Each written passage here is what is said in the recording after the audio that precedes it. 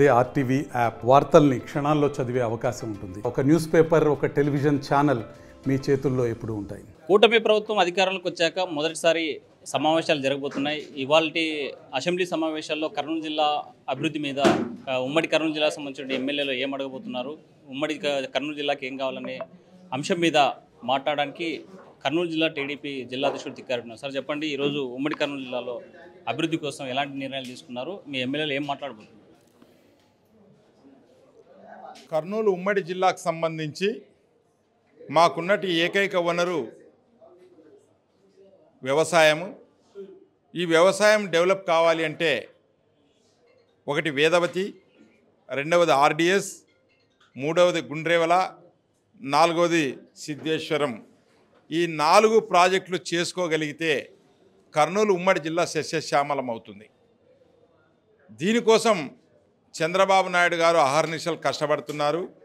అందులో భాగంగానే 2018లో వేదవర్తి ప్రాజెక్టు 3000 కోట్ల దాదాపు టెండర్ కావడం, ఆర్డిఎస్ రైట్ కెనాల్ టెండర్ కావడం, అలాగే మన గుండ్రేవల తర్వాత సిద్ధేశ్వరం అలాగే డిపిఆర్ఎస్ కూడా రెడీ అయింది.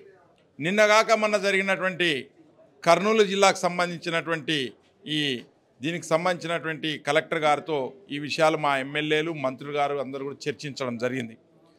కర్నూలు జిల్లాని ఈ 5 సంవత్సరాల్లో వ్యవసాయంగా ప్రతి ఎకరాకి నిలిచే బాధ్యత తెలుగుదేశం పార్టీ ప్రభుత్వం తీసుకుంటుంది. అలాగే ఇక్కడ బెంగళూరు, హైదరాబాద్ మధ్యలో ఉన్నటువంటి మేము అది 200, ఇది 300. కాబట్టి ఐటీ సంస్థను కూడా చేయాలని చెప్పి, అలాగే విమానాశ్రయం కూడా గతంలో సారే తీసుకొచ్చారు, దాన్ని ఇంకా డెవలప్ చేయాలని, తర్వాత సోలార్ ప్రాజెక్ట్ అయితేనేమి కొద్ది కంపెనీలు తీసుకురావాలని చెప్పి తెలుగుదేశం పార్టీ ఒక ప్రణాళిక అనేది వేసుకున్నది. కాబట్టి ఈ ప్రణాళిక పూర్తి చేసే దానికోసమే తెలుగుదేశం పార్టీ కట్టుబడి ఉంది. దానికి ముందుకు పోతామని కూడా మీ అందరు కూడా తెలియజేస్తున్నాం. ఇంకా కర్నూలు జిల్లాకి చాలా చేసుకోవాల్సినటువంటివి ఒక చంద్రబాబుతోనే అవుతుంది.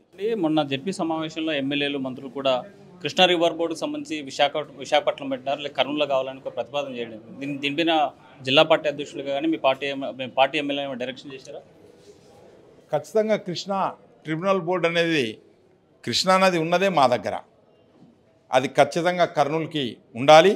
కర్నూలులో ఉంటేనే రాయలసీమ ప్రజలకు న్యాయం జరుగుతుంది. ఇది మేము ఖచ్చితంగా చంద్రబాబు గారితో చేస్తాం. ఎందుకంటే వైజాగ్ తీసుకెళ్ళాడు.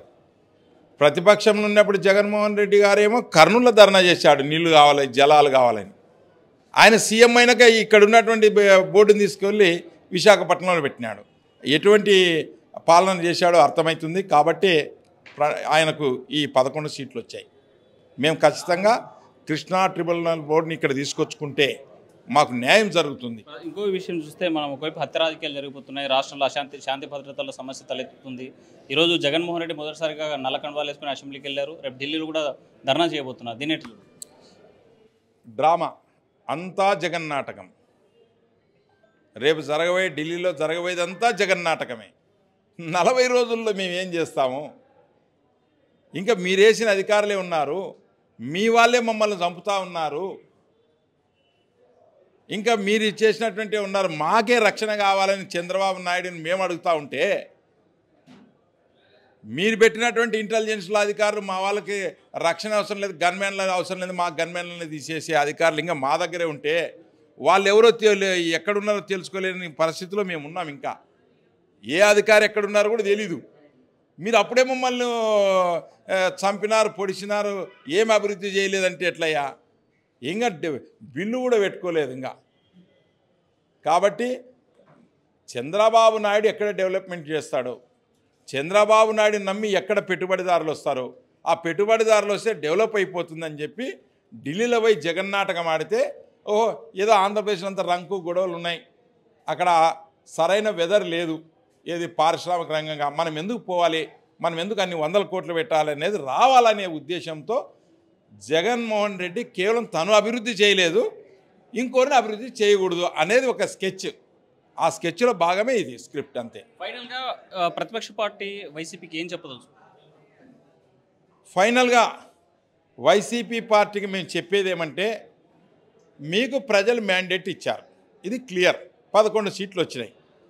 మేము ఏం చేస్తామో ఒక ఏడాది 2 ఏళ్ళన్నా ఓపిక పట్టండియా. ఒక వ్యవసాయం చేస్తాం, వ్యవసాయం చేసేటప్పుడు ఏం చేస్తాం మనం, కనీసం విత్తనం వేస్తే అది పంట పైన 3 నెలలు 4 నెలలు టైం ఉంటుంది. మాకు 5 ఏళ్ళు టైం ఇచ్చినారు ప్రజలు. మీరు 40 రోజులకే అబ్బా అమ్మ అని చెప్పి రాష్ట్రపతి పాలన పెట్టి ఇంకో పాలన పెట్టని నువ్వు ఢిల్లీలో పోతావో, రేపు అమెరికాలో కూడా ధర్నా చేయొచ్చిన ఇటువంటి పరిస్థితి ఉంది. ఇటువంటి ప్రతిపక్ష నాయకుడు ఆ 11 సీట్లు ఇవ్వడం కూడా చాలా దారుణం. ఇవ్వకూడదు అవి కూడా.